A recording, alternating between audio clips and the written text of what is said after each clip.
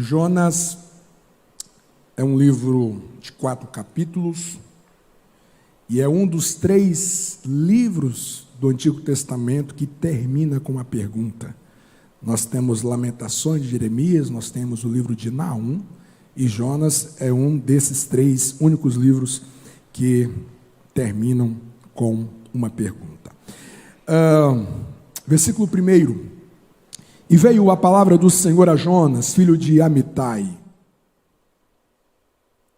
dizendo: levanta-te, vai à grande cidade de Nínive e clama contra ela, porque a sua malícia subiu até a minha presença.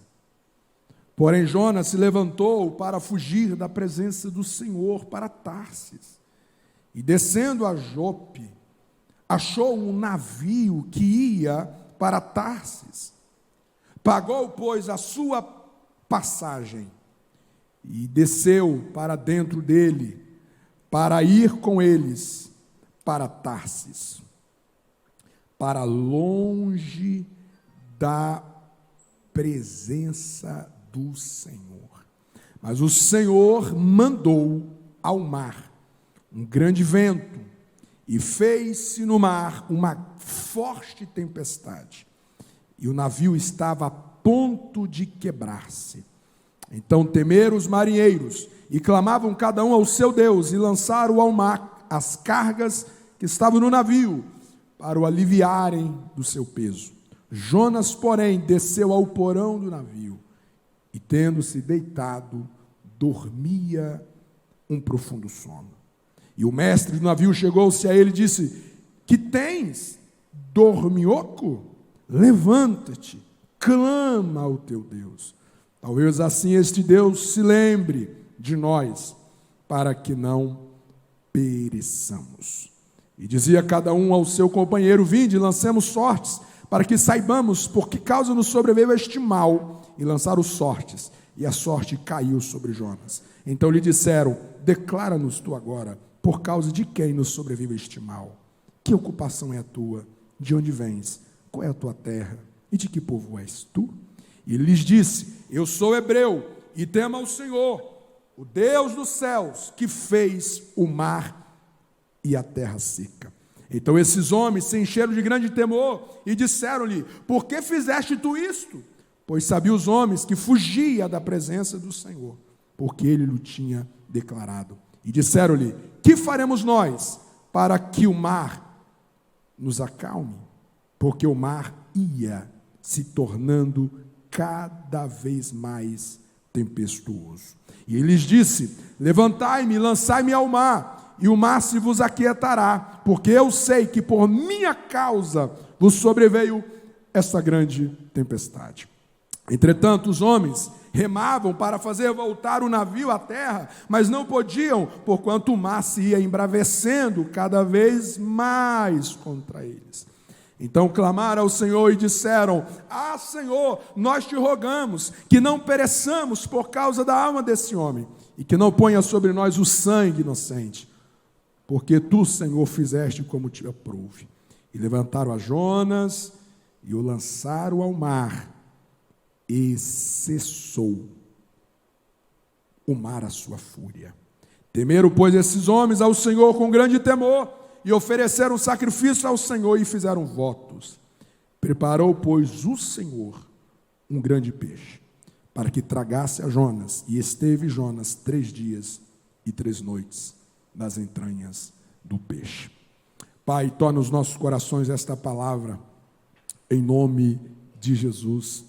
Em nome de Jesus. Jonas é um dos profetas peculiares do Antigo Testamento. E talvez uma das suas grandes peculiaridades é que Jonas foi o único profeta no Antigo Testamento que foi enviado por Deus para pregar a uma nação que não era israelita. O único profeta que saiu da geografia de Israel para ir a uma nação que não era de Israel para pregar um juízo de Deus. Todos os demais profetas profetizavam para as nações, mas a partir do território do próprio Israel. Jonas é o único profeta missionário que vai a uma nação chamado Assíria. E você conhece essa história, você conhece esse enredo, você conhece esse roteiro.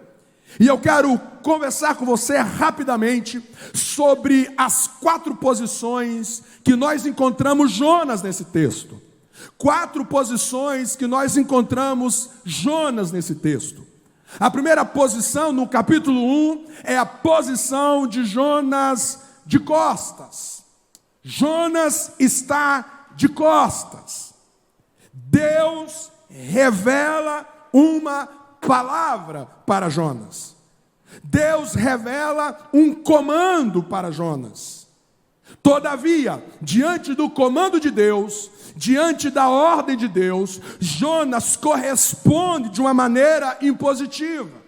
Você deve lembrar que Nínive era a capital da Síria, e a Síria, Nínive, os ninivitas, eram um povo muito cruel. Os historiadores vão dizer que os ninivitas eram capazes de invadir cidades, nações, capturar as mulheres, removerem o feto, as crianças dos seus ventres, costurar com animais lá dentro deles, queimavam, decapitavam as pessoas. Eram uma nação muito sanguinária, muito violenta, por onde que os ninivitas passavam com seu exército, deixava um rastro de terror, de pânico, de destruição. A história vai dizer que os ninivitas tentaram invadir Israel algumas vezes, e Jonas agora está lidando com Nínive. Deus está ordenando a ele exatamente a esta nação totalmente hostil, e diante do comando de Deus, Jonas decide dar as costas. Você sabe o que Deus quer que você saiba. Você sabe o que Deus quer de você. Você sabe qual é a vontade de Deus para você. Você tem tido conhecimento do chamado de Deus para a sua vida? Qual é a vontade de Deus em relação aos seus colegas de trabalho? A vontade de Deus, como você trata o seu dinheiro? A vontade de Deus, como você trata a sua esposa, o seu marido, os seus filhos? A vontade de Deus, como você está tratando os seus inimigos, aqueles que te ofenderam, aqueles que te machucaram, aqueles que te feriram? Você conhece a vontade de Deus para você? Jonas sabia qual era a vontade de Deus para a sua vida. Deus queria levar Jonas a Nínive. Deus revelou a Jonas a sua vontade. Mas diante da vontade de Deus, Jonas vai dar as costas. E eu preciso te dizer uma coisa que me chama a atenção no texto. É que quando Jonas decide dar um golpe em Deus, quando ele tenta ludibriar Deus, o texto fala que vai a Jope, e lá ele compra uma passagem para Tarsis, que era uma viagem de 1 ano de duração. Imagina, 1 ano viajando dentro de um navio. E a Bíblia diz que ele vai pagar uma passagem para fugir de Deus. Mas quem era Jonas? Jonas era um profeta. Quem que cuidava do profeta? Quem cuidava do profeta era Deus. Os recursos que o profeta tinha, as vestes que o profeta vestia, a comida que o profeta se alimentava, vinha de Deus. Eles não tinham um trabalho a não ser de estar no templo, cuidando do sagrado, cuidando das escrituras, ser uma referência de santidade para Israel. O profeta era uma espécie de um pastor espiritual da nação. E quem cuidava do profeta era Deus. Então, se Jonas tinha dinheiro, esse dinheiro veio de quem? De Deus. Agora veja o que o texto está nos dizendo. Jonas, ele pega o recurso que Deus deu para ele E ele pega esse dinheiro e ele compra uma passagem para fugir, para desobedecer exatamente a Deus. E aqui eu ouço Deus gritar no meu coração, dizendo que todos os recursos que Deus te entrega, vida, trabalho, família, saúde, existência, tudo que Deus nos entrega com um objetivo: de você cumprir com um propósito, de você cumprir com a vontade dEle. O compromisso de Deus é financiar o propósito dEle na sua vida. E todas as vezes que você recebe recursos de Deus e você o canaliza para o interesse próprio, acontecerá o que aconteceu com Jonas. Se você acha que a sua vida diz respeito à sua vontade, se você acha que a vida diz respeito às suas querências, se a vida diz respeito aos seus desejos, alguém te contou algo equivocado. Antes de você nascer, havia um plano de Deus para você. Havia um projeto de Deus para você. O chamado de Deus precede o nosso nascimento. E tudo que Deus fará para a sua vida, os livramentos que Ele te deu, a porta que Ele abriu, o trabalho que Ele abriu, o recurso que chegou, a formação que você conseguiu, tudo que Deus vai te concedendo é exatamente para te empurrar no cumprimento do propósito, para que você cumpra a vontade dEle, para que você seja o homem que Ele te chamou para ser, para que você seja a mulher que Ele te chamou para ser. Tudo que Deus faz e opera na sua vida é exatamente para você cumprir com o seu propósito. E quando você usa os recursos de Deus para realizar a vontade do seu coração contrária à vontade de Deus, você vai atrair juízo. Você vai atrair juízo.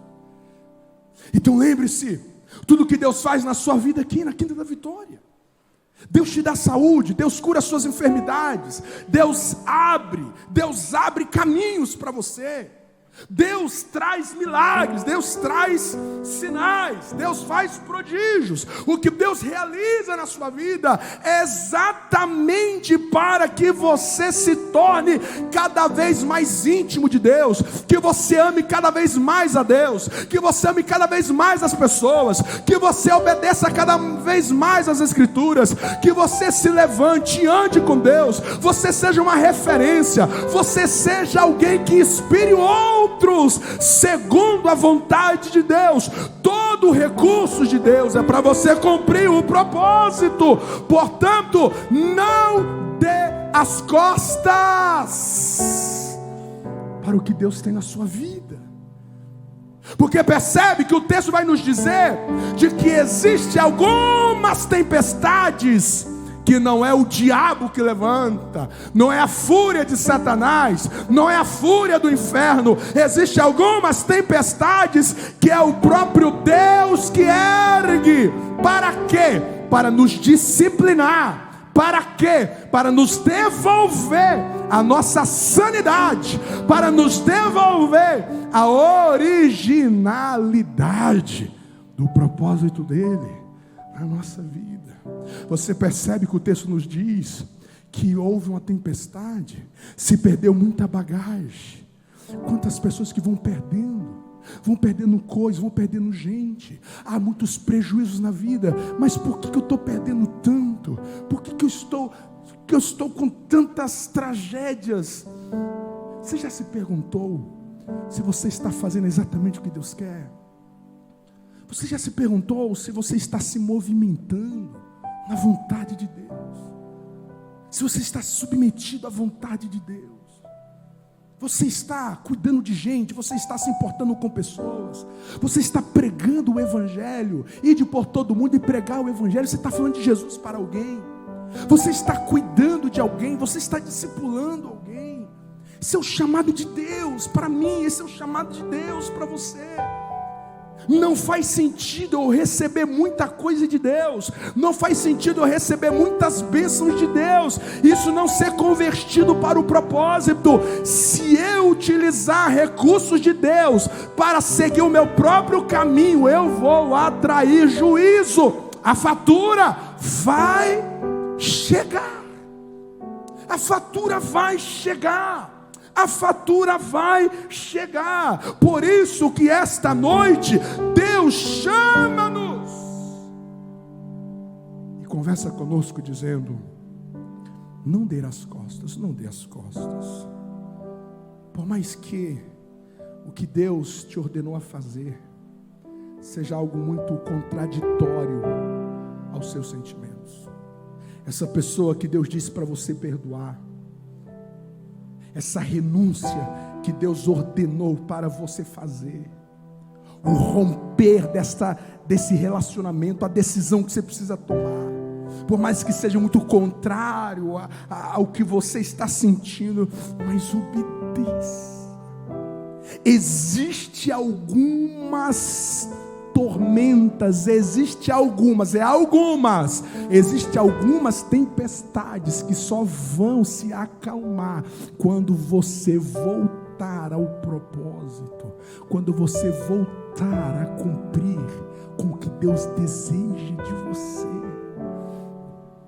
A vida, gente, a vida não se resume, ela não se reduz a nascer, crescer e morrer.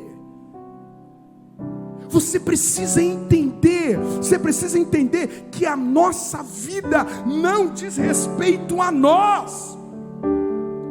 A nossa existência, o protagonista da nossa existência não é a minha história primariamente. O protagonista da minha história é Deus. Foi Deus que me criou, foi Deus que sustenta a vida, é Deus que segura em minhas mãos, é Deus que me dá o livramento, é Deus que me conserve. Por isso que Ele deve ser o centro da minha vida. Houve alguém que orou dizendo: sem Ti, ó Deus, eu preciso fracassar. Não deixa eu prosperar sem Ti. Não deixa eu prosperar se eu estiver fora da Tua vontade. Não dê as costas, não dê as costas para Deus. Deus tem um chamado vivo para você. Deus tem um plano na sua vida. Foi por isso que Ele fechou a sepultura. Foi por isso que Ele te livrou daquele acidente. Foi por isso que Ele cegou o teu inimigo. Foi por isso que o diabo ainda não te ceifou, porque Ele te conserva em vida. Ele vai te usar. Ele vai te usar para abençoar alguém. Ele vai te usar para curar alguém. Ele vai te usar para transformar alguém. Deus tem um grande propósito para a sua vida. Quem crê nesta palavra, aplauda o nome do Senhor Jesus.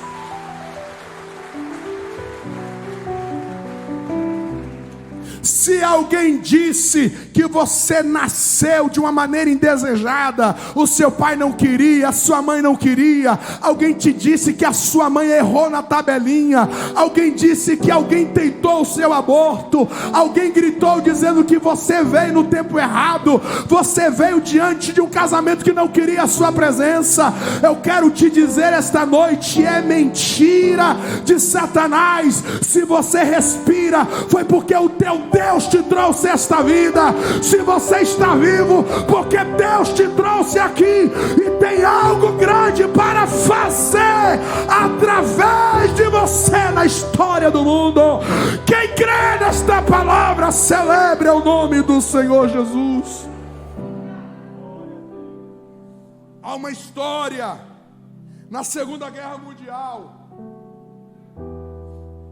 que envolveu o John McVanner, um jornalista que cobria as guerras. E foi-lhe solicitado que ele fizesse um programa para apresentar o relato da guerra. E ele então, na sua criatividade, conseguiu reunir alguns soldados, músicos, e ele conseguiu fazer um ensaio de um coral, uma apresentação fascinante. E no dia da transmissão, um roteiro maravilhoso, o coral cantou, se emocionaram. E passados-se alguns dias, o comandante daquela guerra recebe um telegrama de alguém perguntando: e aí? Não vai fazer a apresentação? E chegou aos ouvidos de John McVanner que aquela apresentação que eles fizeram com tanta dedicação nunca chegaram nos Estados Unidos, porque foi transmitido numa frequência errada. Eu não quero, gente, eu não quero viver na vida, eu não quero viver a vida 80, 90 anos, e você é alguém que, você é trabalhador, você é alguém dedicado, você faz, mas no apagar das luzes, tudo que você está fazendo está numa frequência errada do que Deus tem para você. Do que Deus tem para você. Quando você ler em Gênesis capítulo 5, você tem uma lista de uma genealogia. E Adão gerou Sete e viveu 965 anos. E Metusalém gerou e viveu 969 anos. E viveu 800, vai falando, em 800, 700, 800, 900. Meu Deus do céu, quanta longevidade. Aí no meio daquela lista de 800, 900, 800, 900, aparece um homem chamado Enoque. Aí o Enoque, a Bíblia diz que o Enoque viveu 365 anos. E ele foi tomado para Deus, porque ele andou com Deus 300 anos, ele anda com Deus, e Deus o toma para si, Deus o arrebata. Eu fico me perguntando, mas gente, Enoque foi o homem mais puro dessa geração. Enoque foi o homem mais dedicado ao seu ponto de Deus tomar para si. Deus não deixou Enoque na terra, tanto era a intimidade com Enoque. Enoque andou com Deus, Enoque amou tanto a Deus, que Deus tomou para si. Não, eu não vou deixar você mais nessa terra, vem para cá. Eu pensei, mas Deus, não deveria ser o contrário? Enoque andou contigo, ele não deveria ter vivido 2000 anos? Não, ele viveu menos. Mas na verdade, o que importa não é se você vive 50, 30, 10, 15, 100. O que importa é o quanto que você vai andar com Deus na sua vida. Vou te falar uma coisa, tem gente que seria melhor ter morrido cedo, porque ele vai jogar uma vida inteira fora. Ele vai passar 60, 50, 100 anos sem andar com Deus. Ele não quer conhecer a Deus, ele não quer se render a Deus, ele não quer abandonar os seus pecados, ele não quer ser fiel à sua esposa, ele não quer ser fiel ao seu marido, ele não quer abençoar os seus filhos, ele não quer cumprir a vontade de Deus. Era melhor que ele fosse antes do que ele investir todo o tempo, toda a vida que Deus lhe deu numa frequência errada. Não dê as costas para Deus. Deus te chamou para ser santo, Deus te chamou para ser puro, Deus te chamou para ser íntegro, Deus te chamou para odiar o pecado, Deus te chamou para você abandonar o pecado, Deus te chamou para amar a Deus acima de todas as coisas, Deus te chamou para você ser um homem, uma mulher de Deus. Não dê as costas para o propósito de Deus na sua vida. Alguém me entende? Diga amém. 2. Capítulo 2, você tem ele de joelhos. Joelhos no sentido emblemático, simbólico, porque no capítulo 2 ele está orando. No capítulo 1 em nenhum momento você vê Jonas orando, mas no capítulo 2 Jonas está orando. Deixa eu lhe perguntar, Você precisa ser forçado para orar. Se as coisas irem muito bem, mesmo assim você orará. Se as dificuldades não soprarem no filho, na filha, na saúde, no trabalho, você mesmo assim orará. Existem pessoas que só oram se as coisas apertarem. Tem gente que só voltam para Deus se as coisas se afunilarem. Então não se engane. Entre Deus escolher você estar bem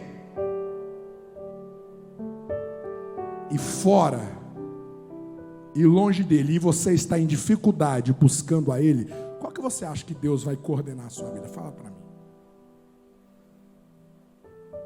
Orar. Não importa. Não importa a situação que você estiver, responda isso com uma oração. É por isso que todas as quintas-feiras nós insistimos em fazer algumas orações.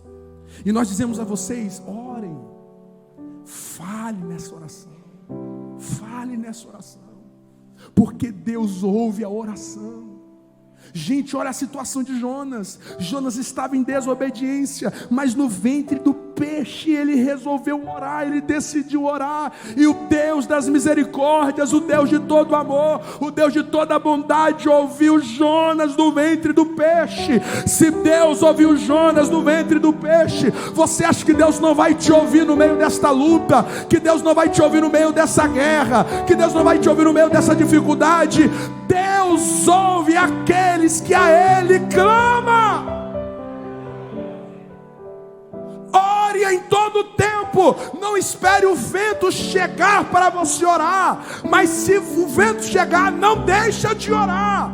Não responda a dificuldade com a lamúria. Não responda a dificuldade com o queixume, com a lamentação, com a murmuração, com a autopiedade. Não, não, não. Solta um grito na sua alma. Solta a tua voz a Deus. Fala: Deus, eu preciso de Ti. Socorre o meu coração, socorre a minha alma, socorre o meu espírito. Eu não deveria estar aqui, mas eu estou. Eu preciso da tua misericórdia para me socorrer. Deus escuta a oração de um coração sincero. Deus é criador dos céus e da terra. Deus é o criador de todas as coisas. Ele está acima de tudo. Mas quando um coração aqui na terra dobra-se diante dele, ele é tão bom que ele não tapa os ouvidos para ouvir o seu clamor. A Bíblia diz: clamas a mim e respondeste-ei e anunciaste-ei coisas grandes e firmes que ainda não sabes. Ore, ore, ore, porque Deus é misericordioso para te ouvir. Quem me entende, diga amém. É interessante que o texto diz que Jonas orou e Deus falou. Olha o versículo 10: falou, pois, o Senhor ao peixe. Deus não falou a Jonas, Deus falou ao peixe. Muitas vezes o comando de Deus será para o peixe. Às vezes você está dizendo: mas Deus, eu não ouço a tua voz na minha pessoalidade. Eu não estou ouvindo o Senhor falar comigo. Você não está ouvindo Deus falar com você, mas Ele já está dando ordem ao peixe. Ele já está dando ordem ao ambiente. Ele já está dando ordem a essa circunstância. Ele já está dando ordem a este cenário. Ele está liberando uma palavra. E quando Ele fala, nada fica do mesmo jeito, nada permanece do mesmo tamanho. Ele falou ao peixe, e Ele pode falar a tua enfermidade. Ele pode falar com o teu trabalho. Ele pode falar com o teu patrão. Ele pode falar com o seu parente. Ele pode falar com o seu marido. Ele pode falar ao seu filho. Deus dá ordem a cenários, e eles têm de responder o comando de Deus. Quem recebe esta palavra, aplauda o nome do Senhor Jesus. Oh, glória! Oh, glória! Oh, glória! Você pode orar em qualquer lugar. Você pode orar em qualquer lugar. Importa é que você ore. No primeiro capítulo, Jonas está de? No segundo capítulo, simbolicamente, ele está de joelhos. Terceiro capítulo, ele está em pé. Versículo 3 do capítulo 3, Jonas se levanta. Ele se levanta e começa a andar naquela cidade. Ele está em pé, pregando juízo para Nínive. Ainda 40 dias, Nínive será destruída. Era a mensagem de Jonas. E aqui eu vejo o poder do arrependimento. Deixa eu te falar uma coisa. Você não pode limitar o poder de Deus. Quem diria que Nínive, com aquela população de mais de 120 mil pessoas, ouviria um sermão de pouquíssimas palavras, de um homem zangado, uma só frase, mas aquela palavra foi poderosa para gerar um arrependimento em uma nação inteira. Você não pode duvidar do que Deus pode fazer em transformar pessoas. Você não pode perder a fé no que Deus pode fazer diante desta situação, por mais contrária que pareça. Deus é um Deus que opera o impossível. O arrependimento veio. A Bíblia diz que Nínive, a malícia de Nínive subiu até os céus. E Deus agora veio com a palavra de juízo para Nínive. Este Deus ainda existe. Este Deus ainda está no trono. Não se engane. Deus não sorri diante de um pecado não tratado. Deus não se alegra quando vê alguém falhando na sua lealdade, na sua fidelidade, desonrando pessoas, mentindo. Deus não se alegra diante da injustiça. Muitas vezes você olha a televisão, você olha os noticiários, e na sua lucidez você percebe as manipulações, você percebe as injustiças, você percebe o jeitinho brasileiro para burlar a justiça, para burlar aquilo que é reto, aquilo que é justo. E tem muitas pessoas que estão em seus pecados. Existem muitas pessoas que estão traindo as suas esposas, estão traindo os seus maridos. Existem muitas pessoas que estão nos seus vícios, alimentando as suas idolatrias. E Deus está dizendo: arrependa-se do seu pecado, arrependa-se desse pecado, porque se não houver arrependimento, Deus virá com juízo. Arrependa-se da mentira, do engano. Arrependa-se da pornografia. Arrependa-se da hipocrisia. Arrependa-se, porque senão o juízo de Deus alcançará. Mas o texto diz que não importa o que alguém faça, não importa o quanto foi pecaminoso, não importa o quanto errou, não importa o quanto falhou, a Bíblia diz que se arrepender, a misericórdia de Deus virá sobre ele. Aonde abundou o pecado, superabundou a graça de Deus. Se você se arrependeu, se você se arrepender, as misericórdias de Deus te alcançarão, os seus pecados serão perdoados, o sangue de Jesus te purificará de toda iniquidade, e o diabo não terá mais poder para te acusar, porque você será um perdoado, você é uma perdoada, para a glória de Deus. Quem recebe esta palavra esta noite, há poder no arrependimento. O arrependimento desvia a ira de Deus. O arrependimento desvia o juízo de Deus. O arrependimento abrandou o furor, Nínive se arrepende, a destruição não acontece. Existem situações que você só vai conseguir livrar a destruição mediante o arrependimento. Só com arrependimento. Existem casamentos que só serão restaurados via arrependimento. Nínive se arrepende inteiramente. Nínive se arrepende verdadeiramente. Existe alguma área da sua vida que você ainda precisa de arrependimento? Existe alguma área da sua vida que você ainda precisa de um verdadeiro arrependimento? O arrependimento aplacou a ira, deu uma segunda chance. Aqui está o grande amor de Deus. Aqui está o grande amor de Deus. Aqui está o grande amor de Deus. Nínive é poupada. E então você tem o capítulo 4, a última posição de Jonas. Você vai encontrar ele assentado do lado de fora da cidade. No primeiro capítulo ele está. No segundo capítulo ele está. No terceiro capítulo ele está. E no quarto capítulo ele está assentado. Ele está sentado fazendo o quê? Ele está sentado contrariado com Deus. Por que Deus não fez o que ele queria? Por que Deus contrariou ele? Talvez você está aqui esta noite na posição do sentado.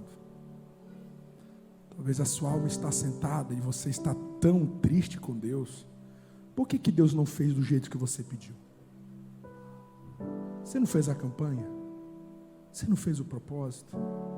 Você não declarou confiança em Deus? Por que agora Deus está fazendo tudo o contrário? Por que Deus está contrariando você? E você está sentado na vida, triste. Você está sentado, frustrado com Deus. Você esperava tanto que Deus ia fazer, que Deus não ia deixar isso acontecer, mas aconteceu. Você está disposto a deixar Deus te ensinar? Deus vai ensinar Jonas. Deus faz crescer uma boboreira. Jonas fica debaixo dessa boboreira. A boboreira seca. O sol vem sobre Jonas. Muito provavelmente Jonas poderia ser calvo. O sol veio, esquentou a careca dele. Eu sei o que é isso, não é fácil não. E aí veio para fora todo o desabafo, por causa de uma boboreira. E Deus secou a boboreira para amadurecer Jonas. Diga comigo, muitas vezes Deus vai secar a boboreira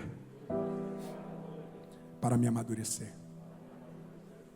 A pergunta é: você está disposto que Deus te ensine?